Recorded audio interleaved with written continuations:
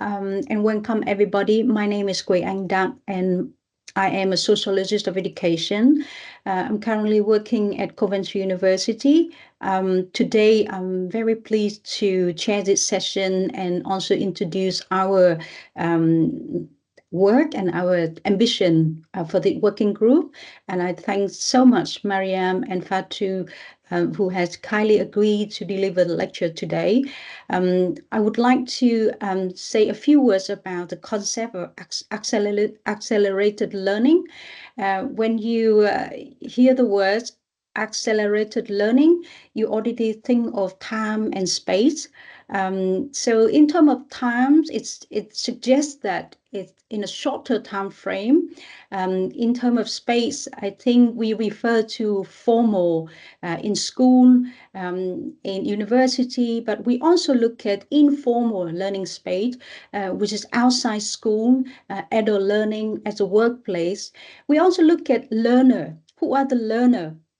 The learner could be preschool, school children, the school age children, higher education student. It could also be adult learner, but even with politicians who learn policy from elsewhere.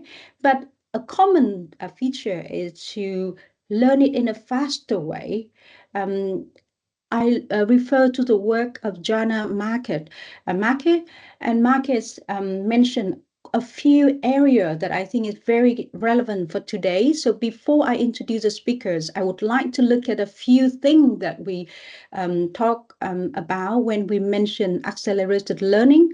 We're talking a lot about the impact, or in a simple word, the advantage and concern. So the advantage of accelerated learning, it often refers to shorter course. It means it reduces cost and time. It's in a way it's effective, but it also improves the learner's experience.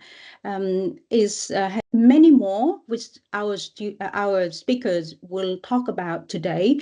But there are some concerns as well. The biggest concern is about lowering standards.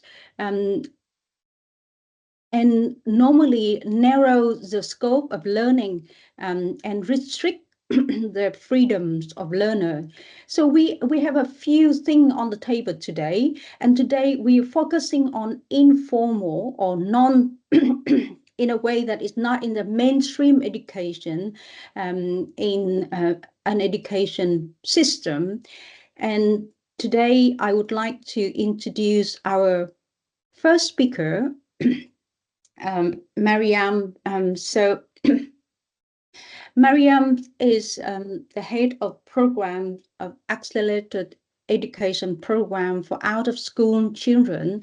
And I would like to use this opportunity to invite Miriam Tusiimire to take the floor and introduce herself. And then we will have about 25 minutes for each speaker. At the end, we will have 40 minutes for the open discussion. I would like to introduce the first speakers, and then when the next speaker, Fatu Yumkella, start, I would invite her to introduce herself later. I hope you agree with that. Miriam, floor is yours, please.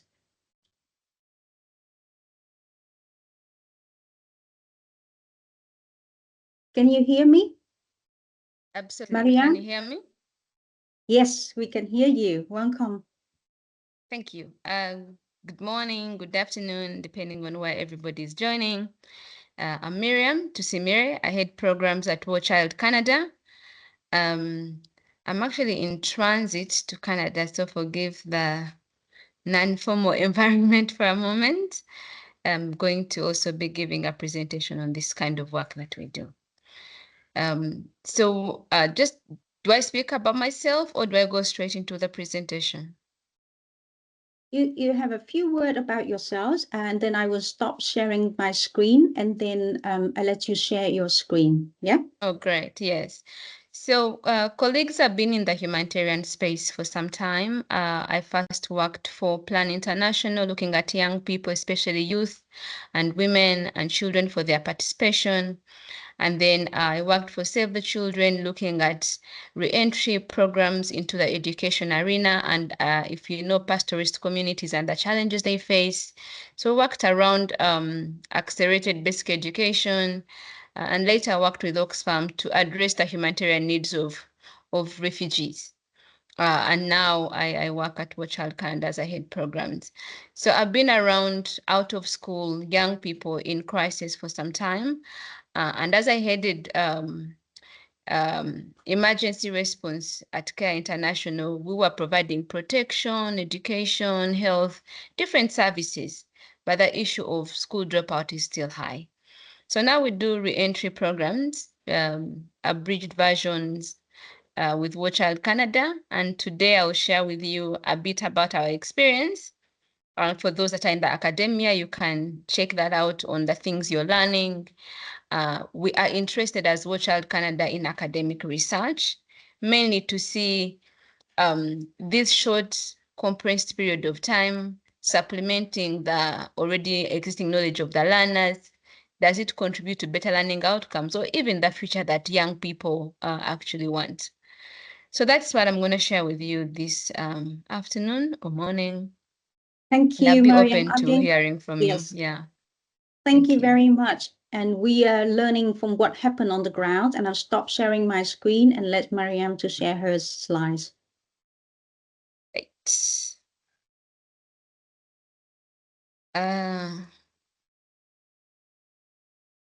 Confirm that you can see my screen. Yes, we can see your slide.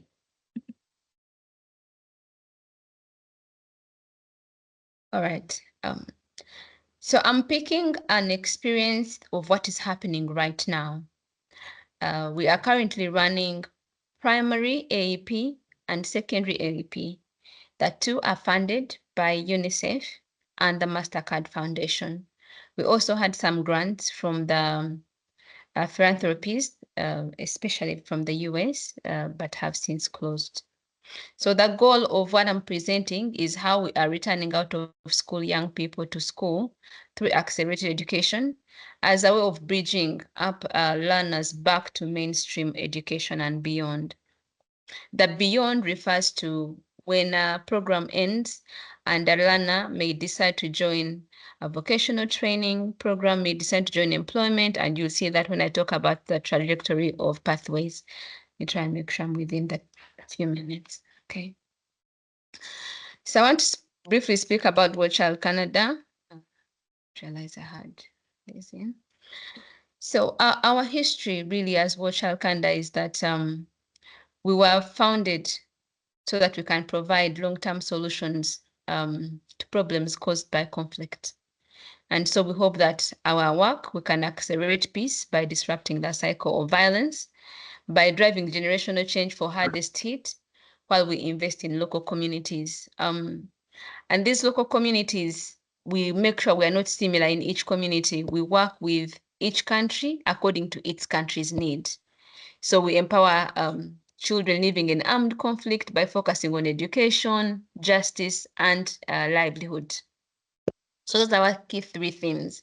And they are interrelated in the sense that we believe if young boys and girls and women and their families are in education and access opportunities of training and financial support, and they also have protection and justice, they are able to live dignified lives. So for this session, I'm quickly going to speak about AEP, just to show you how the program has brought over 8,000 learners back to school. And then talk about on recommendations and requests that we might have to people on this platform. And hopefully we can end with a dialogue around what opportunities do exist to accelerate and progress and really support for accelerated education programs. So before you is the trajectory of education in Uganda. If you can see my cursor or to the little children at the bottom, the 0 to 3, at the bottom where you see the red are the rates of school dropout. And on the upper also are other education pathways that are not necessarily in the mainstream. So at 0 to 3 for Uganda, it's mainly supported by private sector, but you can take to ECD, and at that level, we have learners dropping out.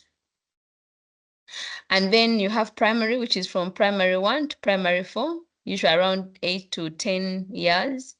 And if they're refugees, sometimes up to 20, they're still in primary. And then primary 5 to 7, and then senior 1 to senior 4, 5 and 6. At 5 and 6, you can enter university directly, employment, and other different ways. But at the bottom, people who drop out of that formal system and join other non-formal, programs. But in the end, they also end up on the extreme right, where they end up in employment.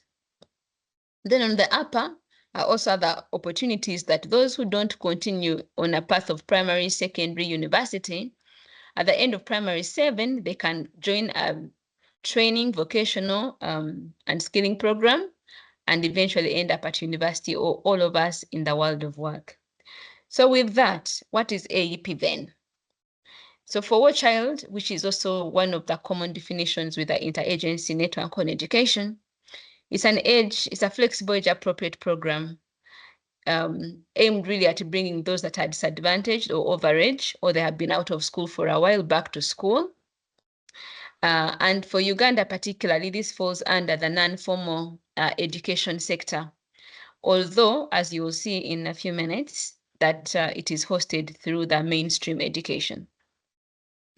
But really provided to children or adolescents who cannot gain access to formal education due to various hindrances. At War Child Canada, it can be due to conflict, pregnancy, poverty, of course, marriage, family separation, or child neglect. So the background is that the Uganda Access Education Program has been in existence since the 2008, when the Education Act made a provision for AEP. And the examples of similar programs that we did run was the Alternative Basic Education for Karamoja, which is a region that has cattle keepers and they were not returning to school. Then they tried the basic education for urban poverty. We tried the complementary opportunity for primary education, and then child-centered alternative non-formal education. All these were really aimed at bringing back learners to school. And the goal is that AEP provides learners with equivalent certified competencies. And then it reduces and removes barriers to accessing education while providing catch-up so that you can at least complete. And for Uganda, you can complete primary, leaving examination, you sit a paper and then you complete, or Uganda Certificate of Education. We do not run AEP in high school. So how does it work? We work with a community to identify a school which can host. This school can either be primary or secondary. It hosts the learner so that if a learner goes to Miriam's secondary school or Miriam primary school, they identify with that school.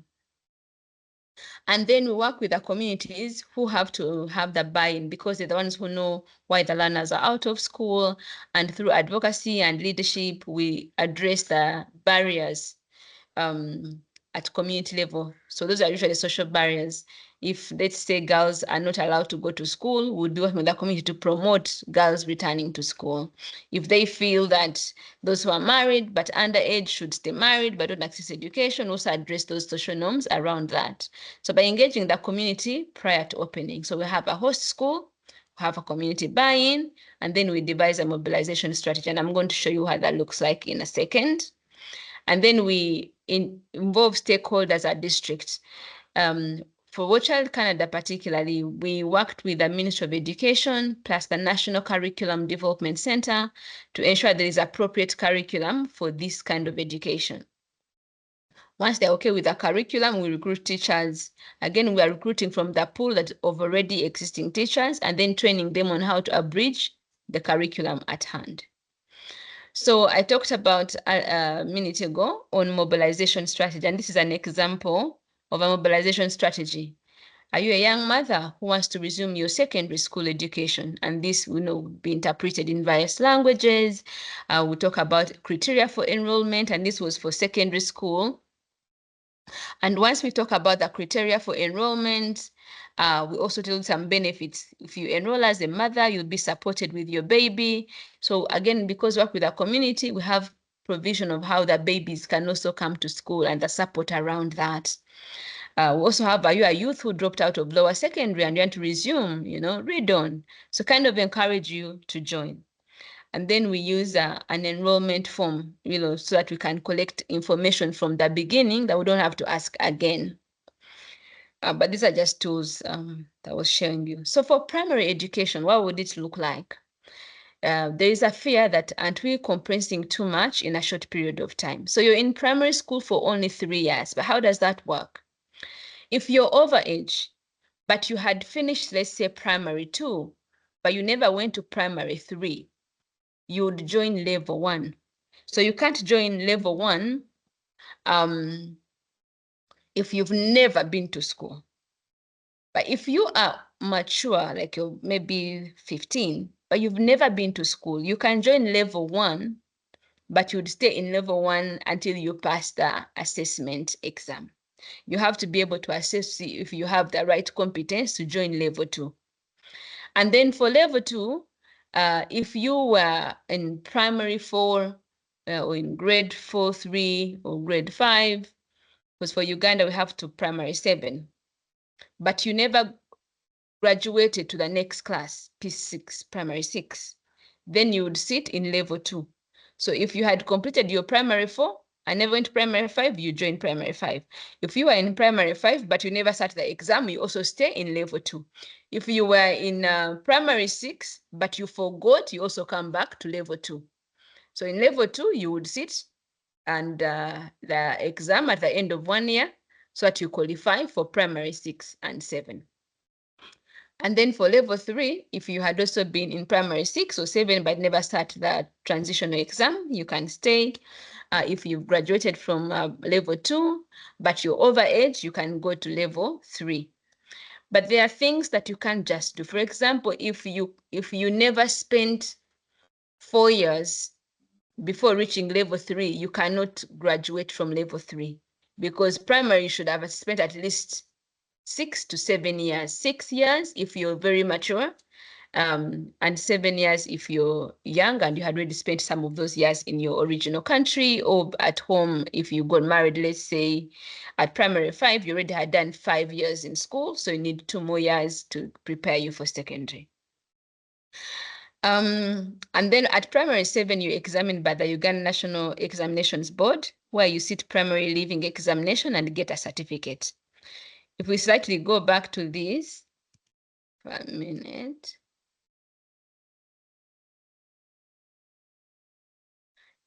So if you sit primary 7, you can join vocational, although the certificate is still at a really low level, but you can be certified and work in a work-based learning kind of environment. So you don't have to continue secondary school, especially if you feel you're too old for that. We discourage that, but if someone feels they want to focus on their families, we wouldn't stop them. And we make the provision available for them to enjoy that. So for secondary, there are 2 levels. O level, which is ordinary level in Uganda, has 4 classes. You cannot sit level 2 if you've not spent 4 years between when you graduated primary 7 and level 2. This is to discourage people from thinking that AEP is the solution to taking shorter time in school. You have to have sat primary 4 years before you sit secondary level 2 exam. So level 1, again, will bring those that were in secondary school but did not finish senior 1 and senior 2. So they sit for level 1. And then level 2 is also for those that were in senior 3 and senior 4, but they never got a chance to sit the exam. So they also sit the exam. But if you do not, in the second term or third term, you take an assessment to measure your readiness to exit secondary school. Currently, all the subjects that formal schools have been developed or abridged into an AEP curriculum. So assessments, we do formative assessments. These are assessed regularly, and then we record those tests. I'll talk about a challenge there is that in the new competency-based curriculum that East Africa is applying, it's been difficult to assess accelerated education because those assessments are per year. So because we have only 2 years, we're still discussing in terms of how can we structure the assessments so that they meet the expected grades. Otherwise, at the end of the 2 years, you didn't have hit the grades required. But because of the subjects are all available, the National Curriculum Development Center is working with us to get that resolved. And then there's the activity of integration. Currently, again, in the competency-based curriculum, those projects, the learners in AEP are also having to do them. And through the clubs and life skill trainings, they also get a chance to explore what else can they do because sometimes they are quite of age. It's also flexible so that at each level, from level 1 in primary, you can transit. If you feel that you have attained, if you pass, you qualify, and you can go to the next level, we facilitate you to move to the mainstream education. So you don't stay in that transition education for long. And then a learner who is ready to move to formal does so without limitation. So also supported on that transition. So in terms of impact as perceived by the local people, I've just decided to use a story of this husband and wife. They signed consent to share their pictures. So the husband first joined AEP and he felt it was good because now he's employed and encouraged the wife to also come. So there's a bit of positive perception towards AEP. There are so many other learners who were having violence in their marriages. They had separated, they had left and gone back home. Some had become pregnant, which has been the biggest issue, especially teenage pregnancy. They were able to return to school. And those that were struggling, especially language, if you know that refugees from DRC and sometimes from South Sudan who don't understand the language, they find AEP flexible because for primary, we have interpreters. And at the moment, we are exploring a language bridging session, which we already have agencies that are doing that. I do time, 2 minutes. So again, to perception, when we come into a school, we're also able to contribute to classroom blocks because a good learning environment definitely contributes to better learning outcomes. So for War Child Canada, we'll try to do construction 28. So the community finds that there's contribution. So that beyond AEP, when the learners finally settle and they can continue with mainstream, they still have classrooms that can sustain the added numbers. So at the moment, we have 3,877 learners that are in school. Last year, 81 qualified for high school through secondary school. And you can see 1,224 have been registered for UCE, which is going to complete, I think, this week or the next week. Their graduates have received scholarships to go to advanced level, which is high school. So because of those opportunities, people are happy to identify with AEP. Some key considerations. Working with Ministry of Education and Sports enables the ministry to understand what's happening so they can capture that content in the Education Management Information System. And they're the ones that guided on how to abridge the curriculum. So one of the questions was, won't learners miss on something? They said, well, there may be certain subjects and it's really challenging for the learner to read everything, but they hope that they're coming back to school to catch up on what they had missed out. So that is still a bit challenging. On selection of host schools, sometimes not every stakeholder will understand what you're aiming at doing. We consider proximity to learners and construct wash facilities, classrooms, just to make sure they're also inclusive. Inclusive in a sense that either persons with disability, although the issue of deafness is still challenging, but at least access in terms of ramps, sitting arrangement, the way the teachers are teaching, that is considered. And stakeholders are always be the go-to people because they're the ones that support enrollment of the right people. We have various structures we use, like the mother to mother is an approach where mothers monitor the attendance of other mothers so that if a mother is not attending regularly, they can follow up to see what's happening with that mother.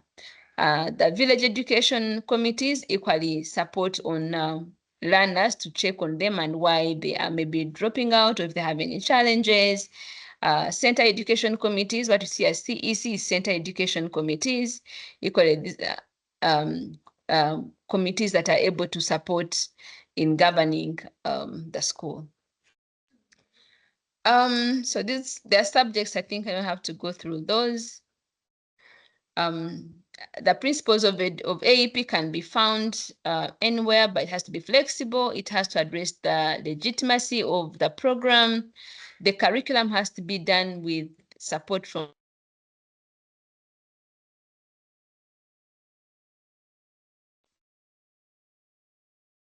So I might have broken up for a few minutes to my phone. Yeah, so it has that materials have to be done with support from government because they're the ones who eventually own the curriculum. Teachers have to be oriented on the new curriculum so that they can adjust the way teaching is done. Yeah. And then the center has to be well managed. Otherwise, issues of safeguarding, are a big deal because the learners are mature. And sometimes it may be the learners that are having sexual or favor advances to the teachers and the non-teaching staff. Some challenge, of course, language where can be an issue. Certain countries, some husbands not allowing their wives to attend, some wives being uncomfortable with their husbands going to school and them staying home. Generally, while Watch Child Canada is running quite a number of accelerated education programs, there are other programs. So we don't necessarily have a harmonization of implementation. So we hope that can be addressed because it would be really, really good. Lack of specific AEP teacher training. So at the moment, it's available teachers. There's also a program of teaching in crisis that teachers are required to go through, at least acceptable program in humanitarian programming. Often there is sufficient funding for African countries. The issue of teenage pregnancy is a big deal. So we have a lot of learners out of school. And also in terms of academia, we're really looking for evidence to support AEP. From a program perspective, we like it. There's challenges, so it would be nice that we invest some resources into academic research. Tracing these learners sometimes is very difficult and expensive. Yeah, so I'll stop there. Thank you. I can take one or two questions. Thank you very much. This is really interesting, a very refreshing view from what happened on the grounds and what challenges and also what success and the definition of success is very interesting. Any very quick, we have 1 minute, very quick clarification question before we move on to the next speaker, please.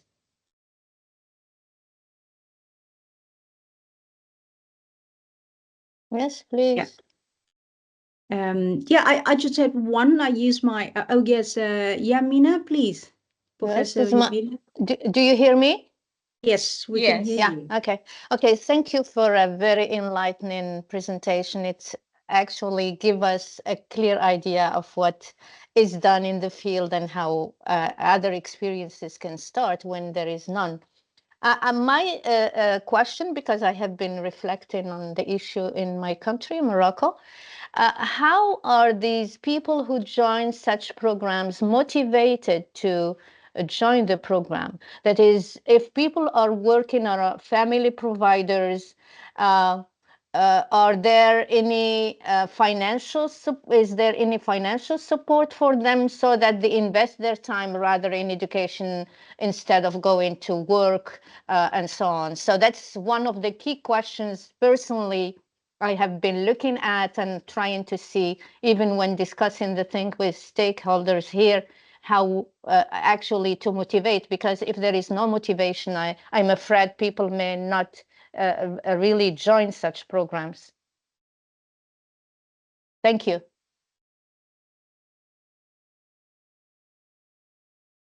Should I respond now?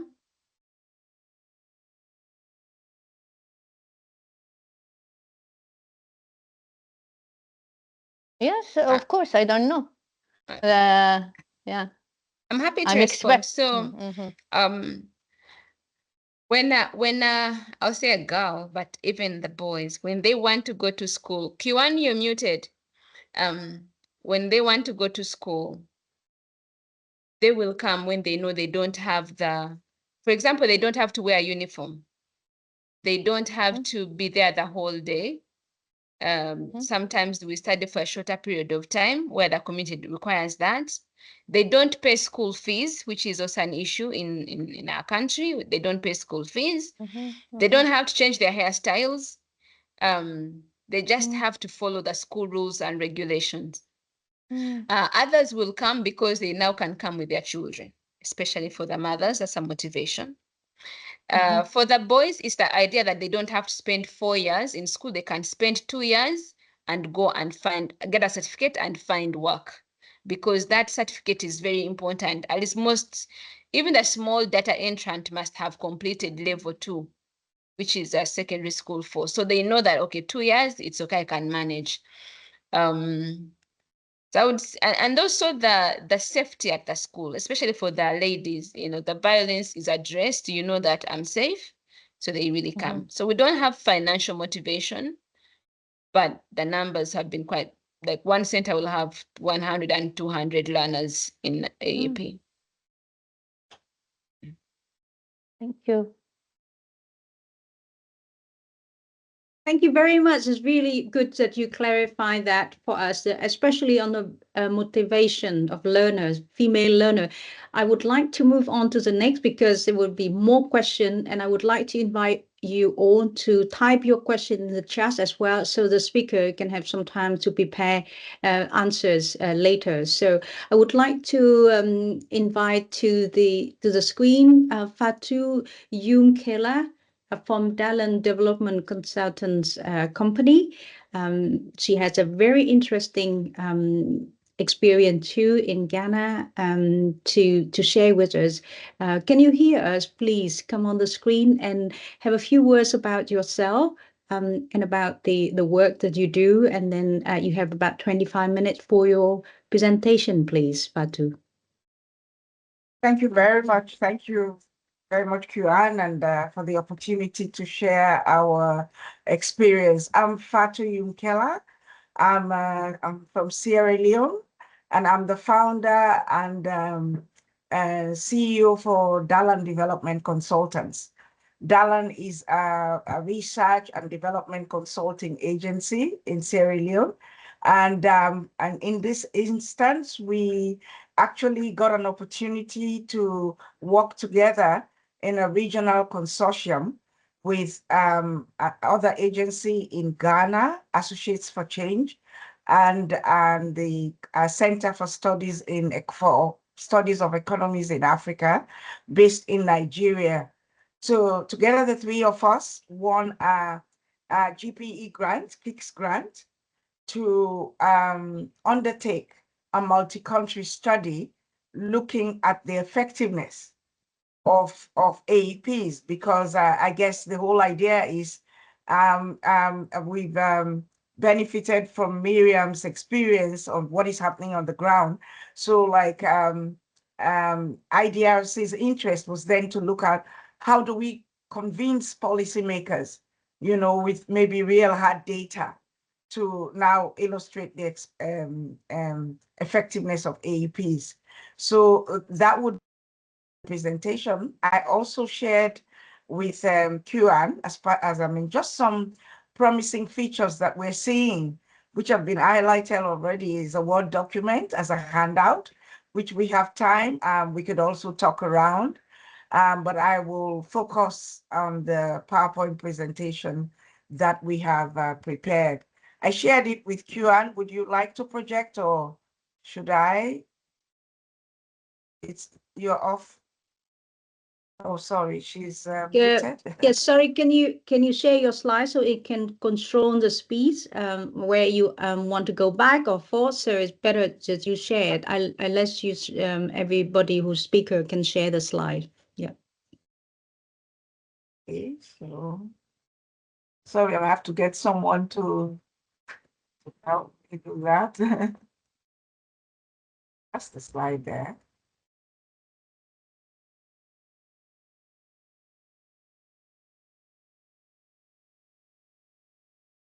Up to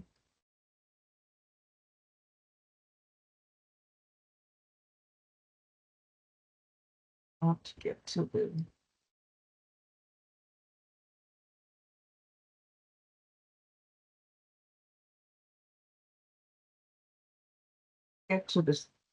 folder. Yeah, this is right here. Where is the folder?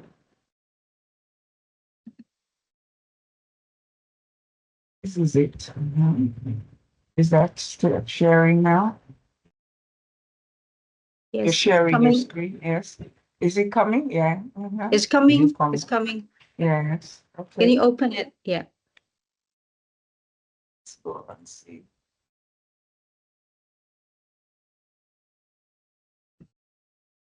Sorry for the delay. I sometimes, Can you see it all?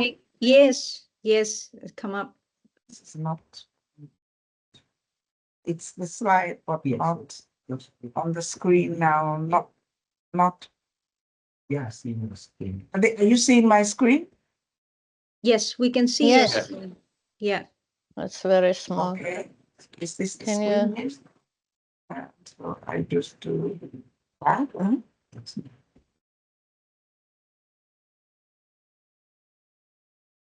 Can you put yeah. it as diaporama? It's gone.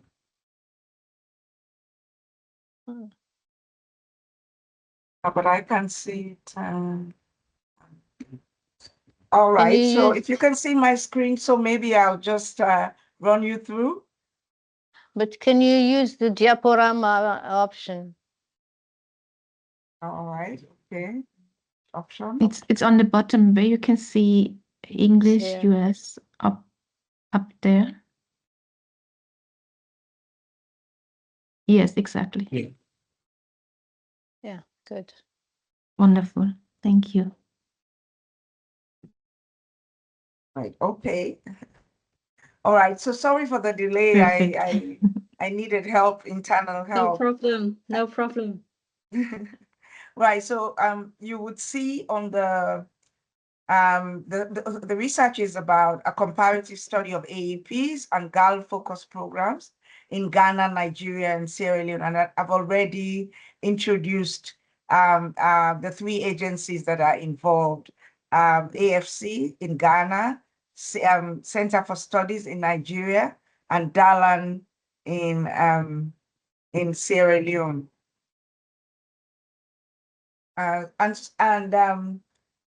So to kickstart, I think we just wanted to sort of table the emphasis that we are seeing now, the global emphasis on girls' education to achieve gender equality. We're all aware that all the global platforms, including the Education for All, Millennium Development Goals, Social Development Goals, and all of them do promote gender equality and the need to empower women for not only for quality education as well. So in the consortium or the funding agent, IDRC is also committed to looking at, to making sure that girls, also get kind of equal opportunity as boys and exposure to education for inclusion and empowerment. So to look at these our findings for this particular presentation, I've organized the findings around the consideration, IDRC consideration, when looking at effectiveness from a gender equality and equity and inclusion perspective. The framework identifies that you look at 6 aspects if we want to look at effectiveness. So it's not only about, are they doing well, are they staying in terms of retention, but also you look at the domains of the context of the operation, how the beneficiaries are selected, what is participation, what does participation look like, how are they transitioning, are we seeing retention, and what kind of outcomes are we seeing?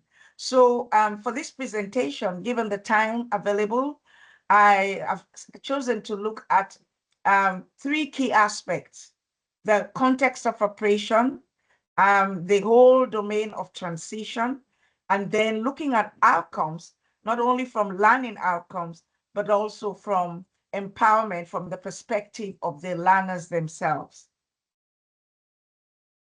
So, and for this presentation, I'm drawing material from from our counterparts in Ghana, Associates for Change, and also from Sierra Leone, from Sierra Leone. Okay, let me show. So what you're seeing on the screen is we in Sierra Leone, we chose 3 agencies that were offering that had offered accelerated education in the past.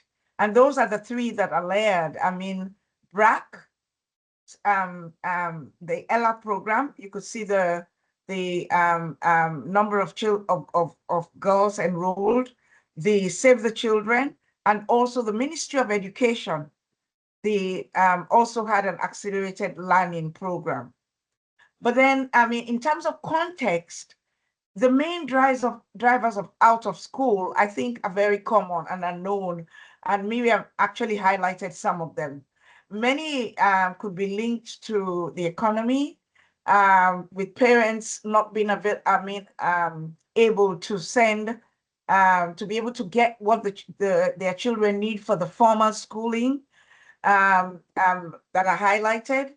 You also have sociocultural factors, which could be, preference of sending boys versus girls to school, children who have become orphaned while they're in the school age, teenage pregnancy, and children who are just in fosterage situations. So those are the ones who are targeted by these NGOs to enroll them and get them back to school. So we looked at these 3 separate programs in studying the whole phenomenon of transition and learning outcomes as well. In the Ghana context, the barriers for boys and girls may differ slightly, but for girls, it cuts across many African contexts where early marriage, again, fostering teenage pregnancy, and the prioritization of boys' education at the expense of girls are key factors. Whereas when it comes to boys, sometimes it's the demand on the family-related activities that keep them away from school. So the Ghana context, they were looking at 3 other agencies, and I have given the names of the agencies at the top: AfriKids, Gilbert, and School for Life, the periods of operation, and the targets that were for each agency. But in both the Sierra Leone context and the Ghana context, we learned that, and I was very pleased to see it in the Uganda model, as the community domain actually plays an important role. Communities take ownership of the AEPs. In Sierra Leone, what we found is the communities will be the ones to identify the space for the AEP learners to have to get exposed to the AEPs. Sometimes they even institute bylaws once they are, the beneficiaries have enrolled, to ensure that the parents realize that they have to support them to school, because one of the member of them just asked about motivation. So one that could be a motivation factor, which we found in Sierra Leone, that communities are so involved that they can institute bylaws. Once children enrolled in the AAPs, the bylaws, the parents have to adhere to the bylaws to make sure that they get to school. So in terms of the results, I'll go now into the transition. And in this case, I chose to highlight the Ghana example, their experience in transition. And this is for one of the education innovators, which was Gilbert. If you look at the, the figures displayed, you would see the large amount of children that were enrolled in total. For example, in this case, it's about 13,983. And out of that, we see that about 89% actually were transitioned into primary school. Because in Ghana, these agencies were focused in getting children, in exposing them to AAP, and then transitioning them to, within 9 months, get them to have gone through the entire curriculum to get them into various stages in the primary school. So 89% were transitioned. The other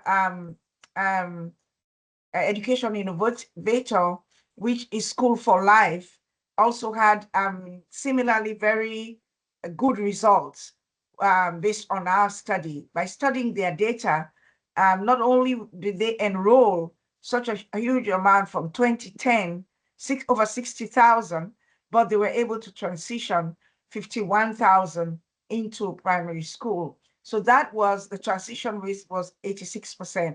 So that in itself is a measure of success if we're looking at effectiveness from a transition point of view. In the next slide, I would look at outcomes, but this time looking at outcomes, drawing data from Sierra Leone. And here we use the standard international, I'm sure you're all aware of that test, the SEGRA test, in which it's split into two. The tests could be word reading or reading and comprehension. For word reading, we looked at, we studied the AP beneficiaries who had actually completed primary, but they are now in secondary school level. They've joined the formal secondary school level. And so we compared them with the similar number of pupils who are also in the same school and at the same level. And we looked at how they performed on these two. So in other words, we're looking at comparing those who are being exposed to AAP. How are they doing when they get to formal school, when they transition, compared to those who have been in the formal school system throughout their school life? So we did that for word reading, reading and comprehension, and all these studies were done in the districts that were you had a BRAC, you had the Ministry of Education, and also Save the Children implementing their AAP programs. So, I mean, the two graphs that you see are the results that we got when we compared AEP beneficiaries who are now in secondary school, how they performed in word reading, and also by gender. The graphs show very clearly that if you look at AEP versus non-AEP, non-AEP means those who have been in the formal system, then it's very clear that the performance is at par. So if we're going to, convince policymakers, the convincing point is even those who are done so many years of primary schooling, for example, compared to those who only did half of that time or exposure, when they get to secondary school, their performance is the same. And we're looking at reasonable numbers here. I think the numbers, if I is like maybe 144 for boys. Let me just make sure I get the numbers straight. Yeah, 144 were boys and 380 were girls in this assessment. See, but it's also clear that the girls had a lower score, average score, than the boys, whether they are from AEP or the non-AEP cohorts. So that's interesting that if you look at gender, just looking at gender, whether you're comparing AEPs with AEP boys and AEP girls, the boys did better.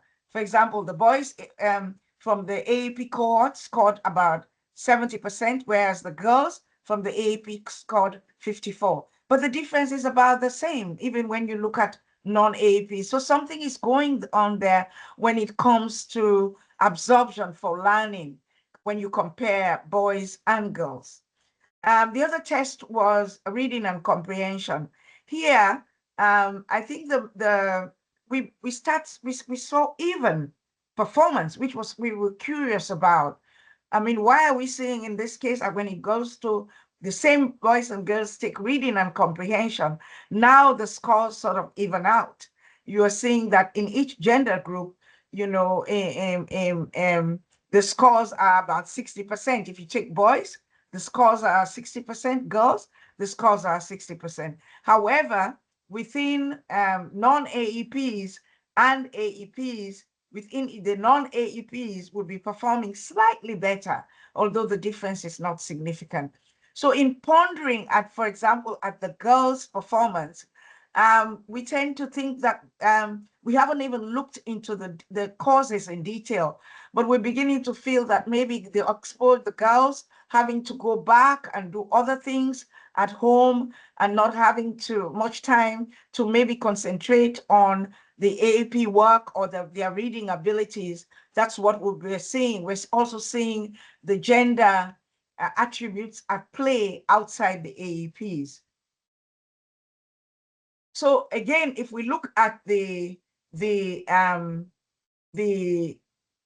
secondary school level, this time we only looked at girls at the secondary school level.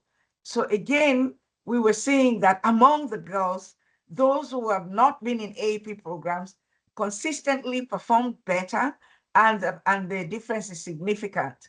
So are we seeing a scenario where as girls, those who've been exposed to AAP get into secondary school, to the higher level of secondary school, then those who have not been in the AAP program tend to be doing better. But it's something that we want to look at further. We're talking with the Ministry of Education to be able to study this phenomenon, and so that we can better understand what's going on in terms of performance of AAPs as they move up the academic ladder. So now let's look at impact now from an empowerment perspective and from their own perspective. To summarize, what we saw is, as we gathered and through qualitative research, is most of the quotes were being centered around 4 directions. We were seeing breakthroughs for reading and writing. I mean, they were very enthusiastic about their ability to now read and write. We also teased out that AEPs simulate resilience, confidence, triggers confidence and empowerment, that AEPs builds confidence and strengthens economies. But a very striking one is their recognition that when the exposure to AEPs, they are more sort of unlikely to engage in early sex. And it seems to be imagined that if we can look at it from a broader perspective, that AEPs could be a prevention strategy against teenage pregnancy and child marriage because of the better negotiation skills. So I won't read through the codes, but you can pick out a few. If you look at some of the quotes we got for breakthrough for reading and writing, just the top quote, this is all extracted from Ghana. The word confidence, I can now read and I can write well, and those were coming out. If we move to some of the quotes that point to resilience and empowerment. Again, it's Ghana. We highlighted a lot of the material we got from Ghana. They now have some, this is an AAP female who's in primary 6. I now have confidence to stay in school and complete because I can now read and write well. And it's saying, and I've never been to school before, but I've gained enough knowledge through this program. And we also seeing beyond the reading, beyond is the confidence about how I dress, how I present myself to go to school, how I organize myself. So we were seeing empowerment from those perspectives. Confidence again, 2 more quotes, and these are from Sierra Leone. Help me to have a positive mindset. This is one beneficiary who is now looking forward to go to college, finish education and go to college. And this is another one who is thinking of going to the world of work, and from the BRAC cohort, where she thinks that I now know how to do soap, and I can now support my family. Right, so as a prevention strategy, again, the teacher taught us how to prevent strategy. It has helped me to shape my life by introducing us to various contraceptives. So, those are the key findings. And to wrap up, we have organized our sort of recommendations based on the data we're seeing around what should the government of Ghana, Sierra Leone, Nigeria be doing? What should the educators focus on? And what about the community? So I think what is standing out for us as on the policy platform is for governments to recognize that AEPs, during those 2 or 3 years they're taking girls out of school, into the program, it could serve as a strategy to reduce teenage pregnancy and early marriage. And so if they look at it from that point of view, then they could increase the investment for AEPs, so that we sort of get more equity in the girls that are getting education. In terms of the education innovators, even though a number of our innovators that we studied invested in boys and girls, but the investment in girls is actually showing promise. So we're urging them to continue to apply guy-centered models. And then, but we want to highlight the reading proficiency that we're seeing in terms of gender disparities, where the boys are doing very well compared to the girls.